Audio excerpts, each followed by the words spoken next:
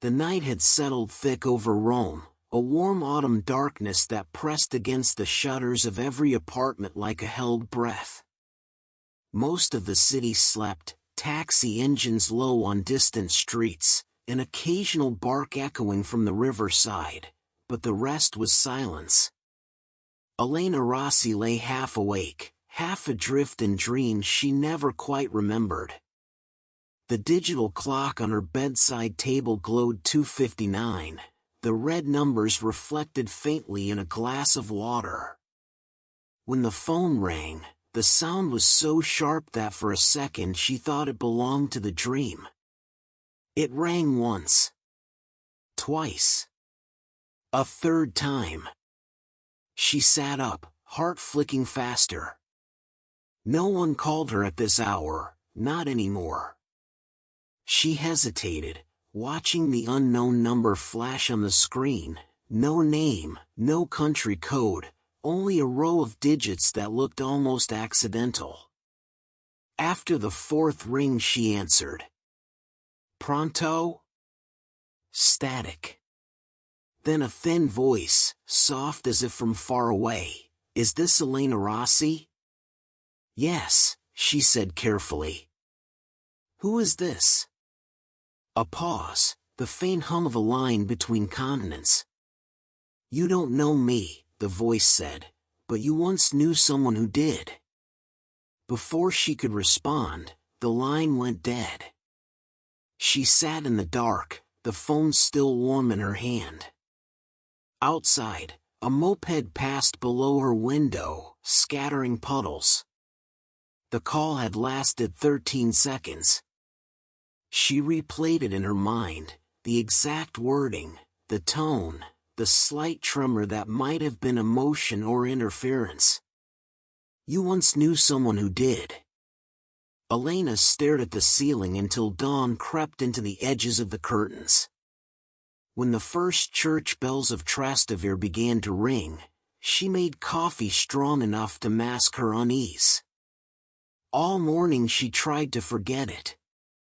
She worked from home, editing copy for a travel magazine that described cities brighter than her own mood: Lisbon's sun, Paris cafes, Naples alleys. By noon she almost convinced herself it was a wrong number. But when she checked her phone again, she saw a single new message: we need to finish what he started. No sender name, only the same unknown number. Her fingers hovered over the screen. She typed "Who is this?" but didn't send it. She didn't want to open a door she couldn't close. At lunch she met her friend Giulia at a small trattoria near Campo de Fiori. Giulia was all noise and laughter, everything Elena used to be. Between bites of pasta, Giulia noticed her distraction. You're somewhere else today, she said. Just tired, Elena murmured. Work tired or heart tired? Elena smiled faintly. A little of both. She didn't mention the call. Giulia would have brushed it off, or worse, worried. That evening, as the sun fell pink against the dome of St. Agnes, Elena walked along the river. The air smelled of wet stone and roasted chestnuts from a vendor cart. She thought about the message again. Finish what he started. There was only one he whose unfinished things still haunted her, Luca Bianchi, the journalist she'd once loved and almost married. He had died 2 years ago in a car crash on the coastal road to Ostia, chasing a story about corruption and a property deal. The police said it was an accident. His notes had vanished. His editor stopped returning calls. Elena had spent months trying to understand, then stopped trying altogether. But if the message referred to him... Her phone buzzed again, another text, same number. Meet me where he took the last photo. She froze on the bridge. The last photo Luca had ever taken was of her, standing in front of the marble lions at Piazza del Popolo. By the time she reached the piazza, the sky had turned a smoky blue. A street musician played violin near the fountain, and couples lingered with gelato in hand. Elena scanned every face, but none looked back at her. Then the phone rang once more. "Who are you?" she demanded. "Thank you for coming," the voice said. It was male now, low and even. "You shouldn't stay long. People are watching." "Watching what?" "The truth," he replied. "About Luca." She spun in place, searching. "Where are you?" No answer, only the click of the call ending. Her pulse hammered. Around her, the world continued as if nothing had changed. She lowered herself onto the fountain's edge, trying to breathe. When she opened her bag to find a tissue, she noticed an envelope inside that hadn't been there before. Her name was written on it in Luca's handwriting. Inside lay a single photograph, the same one he had taken of her years ago at this very spot. But in the background, faintly reflected in a shop window behind her, stood a man wearing a dark coat and holding a phone to his ear. Elena held the photograph until her hands trembled. The fountain's water hissed quietly behind her, the violinist changing from Vivaldi to something softer, slower. The reflection in the shop window behind her younger self was clear enough now that she'd seen it, a man in a dark coat, his face turned slightly away but his outline sharp against the glass. She didn't remember anyone standing there that day. Luca had taken the picture in the afternoon, laughing, the square bright with tourists. Whoever that man was, he had been close enough to hear them. She turned the photo over. On the back, in Luca's handwriting, was a single line, "Trust no one from the office." The pen stroke was hurried, uneven, as if written seconds before something pulled him away. A gust of wind carried a swirl of dry leaves across the stones. Elena slipped the photo back into the envelope and tucked it inside her coat. The sense of being watched clung to her skin. She crossed the piazza slowly, pretending to check her phone, scanning reflections in shop windows the way Luca had once taught her. No one seemed to follow. At home she locked the door twice and set the envelope on her kitchen table. Her apartment looked the same as it always did, books stacked on the counter, half-finished coffee mug by the sink, but it felt changed, as if someone had already been inside. She opened her laptop and searched the number that had called her. Nothing. No name, no address, just unknown. Sleep didn't come easily that night. Each time she drifted off, she saw the man's reflection behind her in that frozen moment of the photograph. By morning she decided to find out what Luca had been working on during those last days. His old editor still worked at Il Messaggero, the same newsroom where Elena had once freelanced before choosing steadier work. She emailed him, polite and professional, asking whether any of Luca's notes had ever been archived. No answer. So she went there. The office smelled of paper and old coffee, computer screens glowed bluish in the afternoon light. When she found the editor, Senior Marini, he greeted her with the kind of smile that remembers grief but doesn't want to reopen it. "Elena, it's been a long time." "I know. I only need to ask about something." Luca's last assignment. His expression tightened. "I told the police everything we had. There wasn't much." Was it about the housing contracts in Ostia? He nodded once, reluctant. Yes. But he didn't send in a final draft. Do you remember this? She slid the photograph onto his desk. He looked at it, brow furrowing. Where did you get this?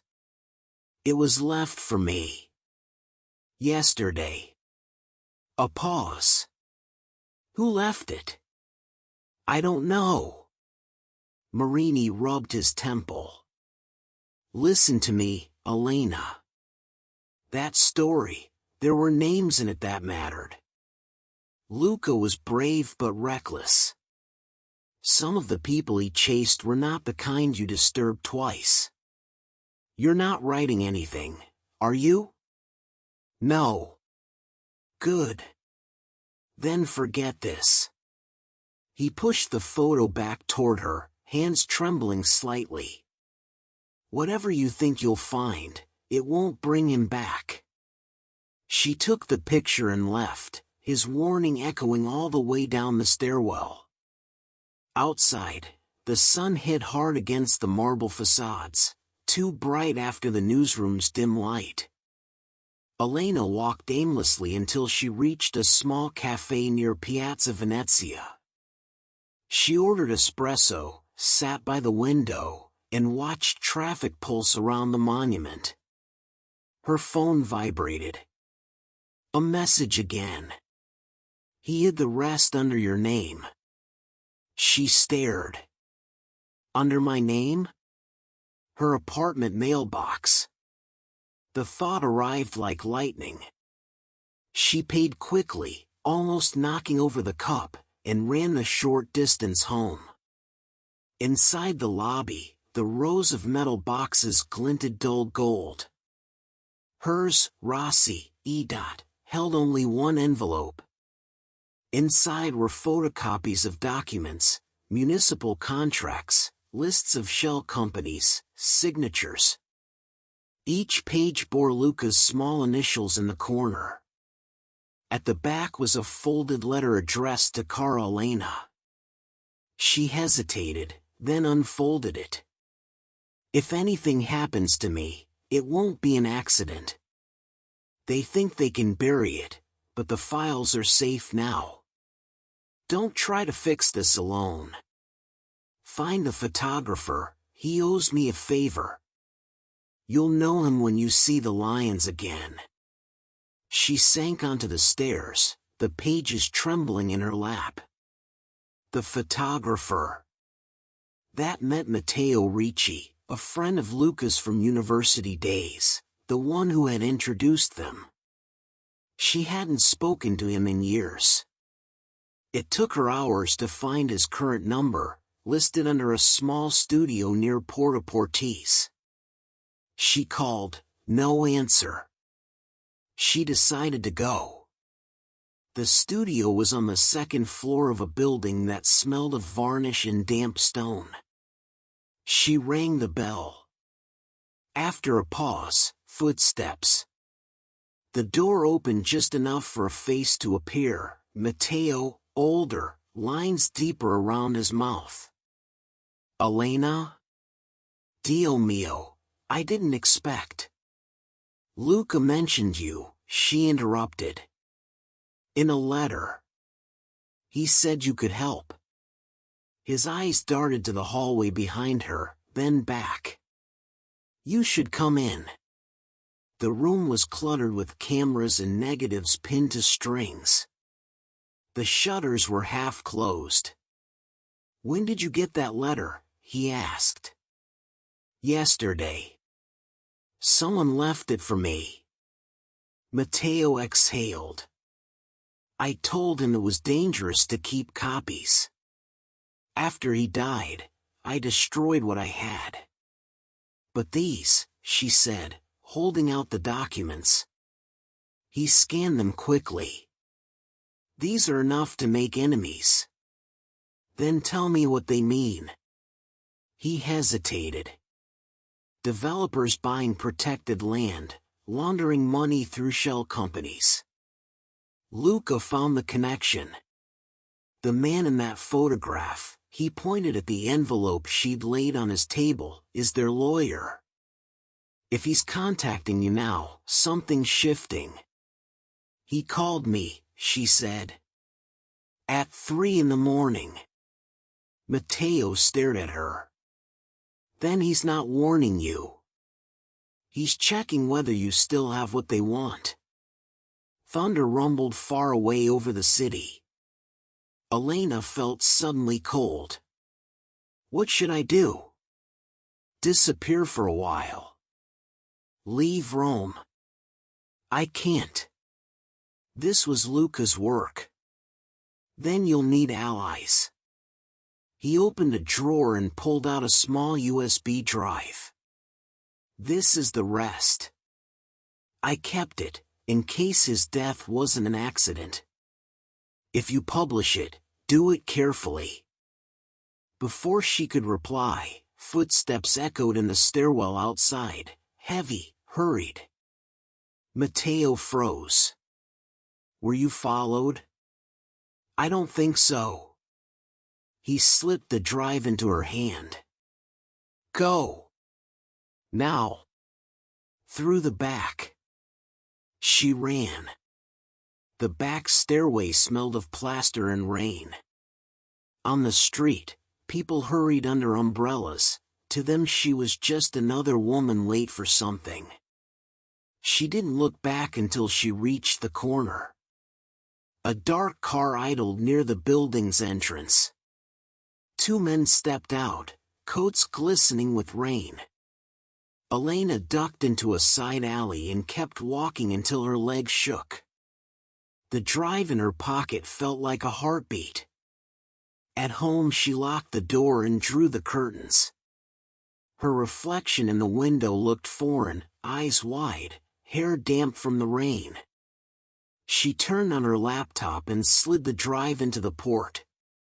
Folders opened, scanned contracts, emails, photographs of construction sites. One file was a recording. She pressed play. Luca's voice filled the room. If you're hearing this, they've already tried to stop me. Don't go to Marini, he's compromised. The lawyer, his name is D'Amato, has everything. But if you leak the documents, make sure you trust the source. Don't let them use you. Her throat tightened. She hadn't heard his voice since the funeral. Then, faintly in the background of the recording, another voice, "They're coming, Luca," followed by the sound of a door slamming and the file ending in static. She sat there long after the laptop screen dimmed. The city outside buzzed faintly, unaware of her shaking hands or the ghosts living now in her computer. When her phone rang again, the clock read 3 a.m. exactly. The same number. She answered. Elena, the voice said, calm this time. You shouldn't have gone to him. Who are you? Someone trying to keep you alive. They know you have the drive. What do they want? Silence. Delete everything. And if I don't? A pause. Then you'll understand how accidents happen in Rome. The line cut. Elena stared at the screen until it went black. Her heartbeat drummed in her ears. She opened the window, the air smelled of rain and exhaust. Somewhere a siren wailed. She thought of Luca's letter, of the phrase "find the photographer," but the photographer had just handed her the evidence that might have killed him. She closed the laptop, hiding the drive beneath the floorboard under her desk, a spot she'd used once for spare cash. Then she sat by the window until dawn, the city slowly lightening into pale gold, the bells of Trastevere sounding distant and hollow. When the morning papers arrived at the corner kiosk, she bought every edition. None mentioned Luca, or corruption, or D'Amato. The world had already decided to forget. By noon she knew she couldn't. She sent an encrypted email to an old colleague in Milan who now worked for an international news site, attaching one file from the drive, the least incriminating, just enough to test the water. Then she left her apartment and walked toward the Tiber, the phone silent in her pocket. The river was high from the rain, brown and restless under the bridges. A woman tossed breadcrumbs to pigeons, a boy practiced guitar near the steps. Normal life, unbroken. She envied it. Her phone vibrated again. A text this time. You can't save him by dying for him. She looked around but saw only strangers. That night she packed a small bag, passport, camera, the hidden drive. She didn't know where she would go, maybe north, maybe to her aunt's house near Perugia, but she needed distance. She left the lights off as she moved through her apartment. The city hummed beyond the shutters. At 2:59 a.m., the phone lit up one more time. The same number. She almost didn't answer. Elena, the voice said, softer than before. He would want you to live. Who are you? She whispered. Silence. Then, someone who loved him too. The line went dead. She stood there listening to the dial tone fade into the dark. Outside, the first rain of the new storm began to fall. Morning drifted over Rome in a haze of pale gold. The rooftops were still wet from night rain, and the domes of old churches caught the light like coins underwater. Elena didn't sleep. She sat on the edge of her bed, her small travel bag waiting by the door. The phone lay face down on the table. When it rang again, she didn't answer.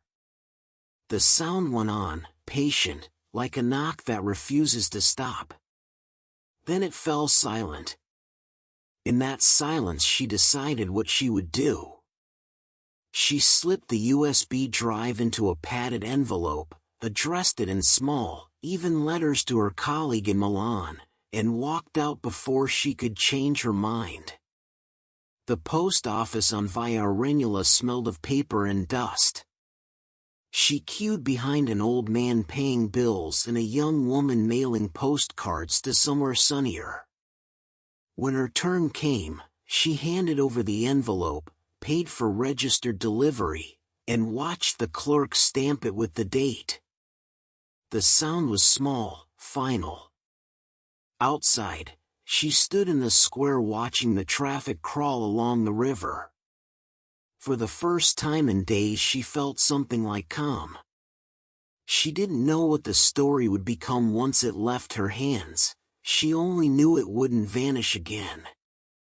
She spent the day wandering streets she'd walked 1,000 times but never noticed properly, the bookstalls by the bridge, the smell of espresso leaking from tiny bars, laundry lines like colored flags between windows. The city looked alive again, full of ordinary courage. That evening, as the sky deepened to violet, she returned home to pack a few more things. A letter waited under her door, no stamp, no address. Inside was a single sheet of paper. I told you to stop. Now you've left me no choice. No signature. The words were printed, impersonal. She read them twice, then tore the page neatly in half and dropped it into the bin. The threat still frightened her, but not enough to undo what she'd done. She sat by the window, the noise of scooters and voices rising from the street. Across the courtyard a family was eating dinner, a child's laughter echoing faintly between walls. She thought of Luca, how he used to photograph strangers through windows, saying that life looked truer when framed from a distance. Maybe he'd been right. Only when you're forced to stand back do you really see what matters. The next morning her phone vibrated again, but this time it was an email alert, not a call. Her Milan contact had received the package and opened the files. "You were right," he wrote. "It's real. We'll verify and publish carefully. Stay safe." Elena stared at the message until her eyes blurred. Then she smiled, a small, tired smile that felt new. She opened the window wide. The air smelled of coffee and damp stone. Somewhere a bell rang the hour. Days passed. The article appeared online first, then in print. It named names, showed documents, linked photographs. The corruption network unraveled in headlines. There were denials, investigations, sudden resignations. Through it all, Elena kept quiet. Her name never appeared. On a late afternoon near the end of the week, she walked to the same piazza where it had begun. The fountain shimmered under the low sun. Tourists leaned against the marble lions taking pictures. She sat on the edge of the basin and closed her eyes. The water's rhythm covered the city's noise. Her phone buzzed once. No number. Only a message. He'd be proud. She looked around, half expecting to see a face in the crowd, a shadow leaning by the shop window as before. But there was no one watching, only life moving forward, careless and bright. She typed back without thinking, "Tell him I'm still listening." No reply came, but somehow she didn't need one. The weight she'd carried for 2 years eased like fog lifting from the river. As dusk settled, she took out her camera, the one she'd barely used since Luca's death, and snapped a photograph of the square, the lights beginning to glow, the water turning bronze, a violinist tuning his instrument near the fountain. She framed it exactly as he had framed her years ago, leaving space at the edge for whoever might pass through. When she lowered the camera, she whispered, "We finished it." Later, walking home along the Tiber, she noticed her reflection in the dark water and hardly recognized the woman there. She wasn't the same person who had woken to a ringing phone at 3 in the morning. She was quieter, older maybe, but alive in a way she hadn't been. The phone never rang again after that. Sometimes she wondered if the number had ever truly existed, or if the voice had been part of something larger, fate, memory, love refusing to be silent. She never tried to find out. Months later, when spring softened the city, she visited the cemetery on the hill where Luca was buried. The grass was wild with daisies.